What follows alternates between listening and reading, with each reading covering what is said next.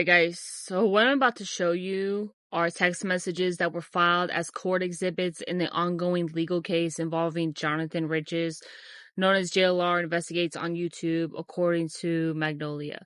They were submitted as evidence to document repeated apologies, admission of abusive behavior, and conduct that allegedly contradicts his public statements. And if you don't know, he is being charged with allegedly pretty much assault.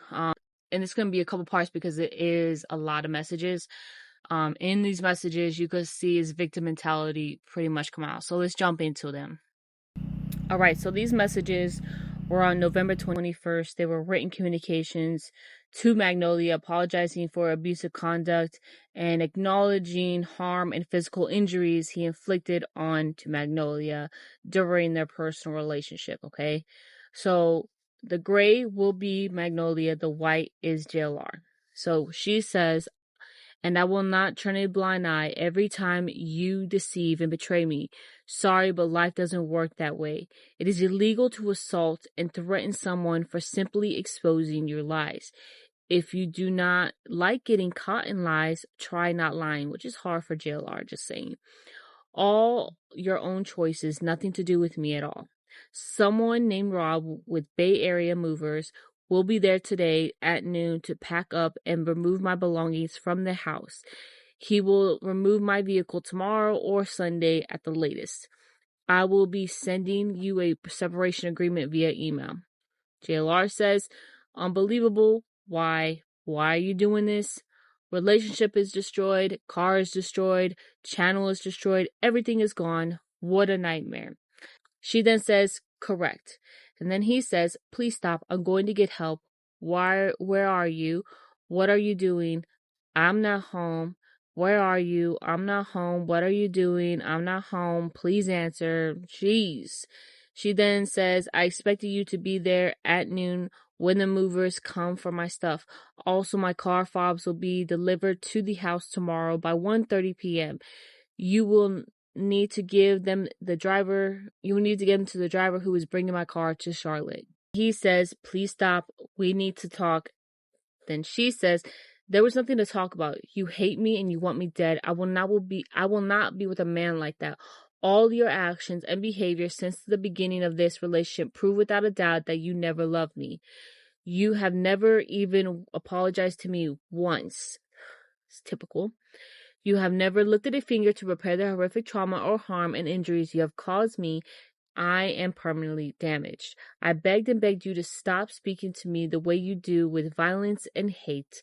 I gave you a chance to replace the perfume and apologize for lying about hiding the hats. I'm guessing she's talking about MAGA hats.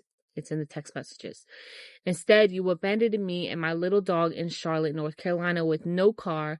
No one who loves someone would ever desert or abandon them. True that. I do not forgive people who abandoned me, and I have always been very clear about this. You saw this with your own eyes. That's true. And he says, I will leave within hours. And then she also said, I also know you lied about being injured in the car accident because even though I blocked you on X, I was tagged in the replies of concerns of people who have been messaging me worried. Keep me out of your mouth. And JLR seems like he's a compulsive liar. I will come and get you, he said. She then said, you just drove all those miles away from us yesterday. And then he says, I love you and Rio. You want to fly home now. And then he sent like a flight itinerary. He says, do you want me to fly home tonight? Baby, please, we have too much at stake. We are almost on the road to total financial freedom. We need to work this out. Call those people off, meaning the movers. She said, if I had the intention of returning to Florida, I would not have FedEx my car keys back to the house for the mover to load my things into the Prius when he picks it up. And then JLR says, baby, please get on the flight. Just say yes. It is easier to fly and quicker. Nothing about what you have done is easy, she said. But these are the consequences of the choices you have deliberately, intentionally, aggressively, and violently chose to make. And I gave you every opportunity, more than you ever deserved, more than anyone ever would, because I believe in you. I believed in you more than anyone ever has. But all we ever had or ever could have is dead now. And then he says, please give me another chance. We have everything, a house, security, a foundation, a family. Please don't do this. We need to get back on track. Let me book a flight. The typical narcissistic behavior. This is where things get a little sad, in my opinion.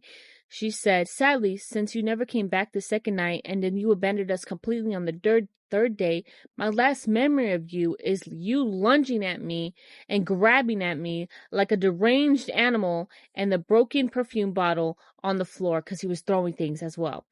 And all he had to say was, I'm sorry. And then she said, that's what I'll remember about you. And then all again he had to say was, I'm sorry. I'm crying. Narcissistic abuser behavior right there. How do I know this? Because I've seen it with my sister's abuser. They cry. They will say they're going to hurt themselves. They pretend that they're hurt. They'll say that I'm crying, that they're losing everything just to make you feel like shit so that you can crawl back to them. Okay? Part 2 coming up.